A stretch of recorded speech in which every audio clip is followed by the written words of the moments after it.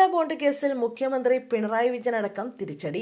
മുഖ്യമന്ത്രി തോമസ് ഐസക്, കിഫ്ബി തുടങ്ങിയവർക്കെതിരെയുള്ള നടപടികൾ തടഞ്ഞ് സിംഗിൾ ബെഞ്ച് ഇറക്കിയ ഉത്തരവ് ഹൈക്കോടതി ഡിവിഷൻ ബെഞ്ച് സ്റ്റേ ചെയ്തു. സിംഗിൾ ബെഞ്ചിന്റെ ഉത്തരവിനെതിരെ ഇഡി നൽകിയ അപ്പീലിലാണ് ഡിവിഷൻ ബെഞ്ച് ഉത്തരവ് സ്റ്റേ ചെയ്തത്.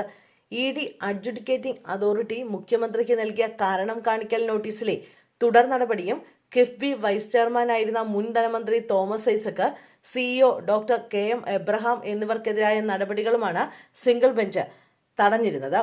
കാരണം കാണിക്കൽ നോട്ടീസിന് സ്റ്റേ നൽകുന്നത് ശരിയായ നടപടിയല്ല എന്നതടക്കമുള്ള വാദമാണ് ഇഡി കോടതിയിൽ ഉന്നയിച്ചത്. ഇതോടെ മസാല ബോണ്ട് കേസിൽ തുടർ നടപടിക്കുള്ള തടസ്സം നീങ്ങിയിരിക്കുകയാണ്.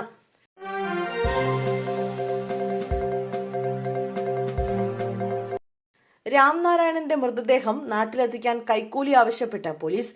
പാലക്കാട് വാളയാറിൽ ആൾക്കൂട്ട മർദ്ദനത്തിനിരയായി മരിച്ച രാംനാരായണന്റെ മൃതദേഹം നാട്ടിലെത്തിക്കാൻ പോലീസ് കൈക്കൂലി ആവശ്യപ്പെട്ടതായി പരാതി.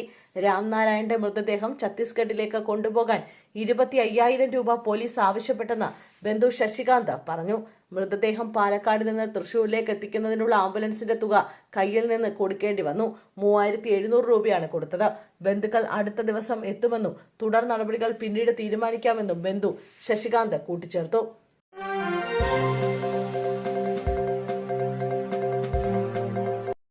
PT കുഞ്ഞുമുഹമ്മദിനെതിരെ ഗുരുതര കണ്ടെത്തലുമായി പോലീസ്. ലൈംഗിക അതിക്രമ കേസിൽ PT കുഞ്ഞുമുഹമ്മദിനെതിരെ ഗുരുതര കണ്ടെത്തലുമായി പോലീസ്.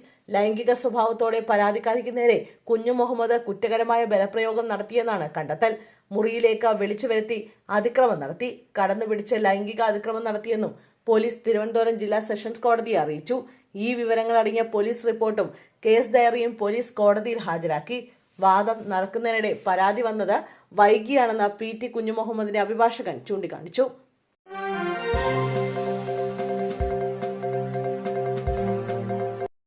തൊഴിലുറപ്പ് ഭേദഗതി ആശങ്കയറിയിച്ച പ്രധാനമന്ത്രിക്ക് മുഖ്യമന്ത്രിയുടെ കത്ത്.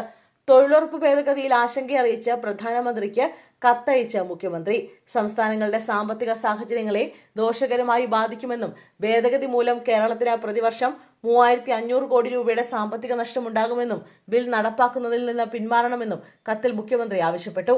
നിയമത്തിലെ പല വ്യവസ്ഥകളും അതീവ ആശങ്ക ഉണ്ടാക്കുന്നവയാണെന്നും അവ സംസ്ഥാനങ്ങളുടെ പരിമിതമായ സാമ്പത്തിക സാഹചര്യങ്ങളെ ദോഷകരമായി ബാധിക്കുമെന്നും വിശദീകരിച്ചുകൊണ്ടുള്ളതാണ് മുഖ്യമന്ത്രിയുടെ കത്ത്.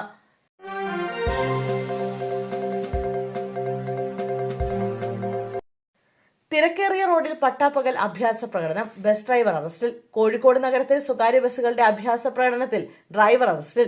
ഗ്രീൻ ബസ് ഡ്രൈവറായ പെരുമണ്ണ സ്വദേശി മജ്റൂഫാണ് അറസ്റ്റിലായത്. സമയക്രമത്തെ ചൊല്ലിയുള്ള തർക്കത്തെ തുടർന്ന് സ്വകാര്യ ബസ് മറ്റ് 2 ബസ്സുകൾക്ക് ഇടയിൽ ഇടിച്ചു കയറ്റിയതിന്റെ CCTV ദൃശ്യങ്ങൾ പുറത്തു വന്നിരുന്നു.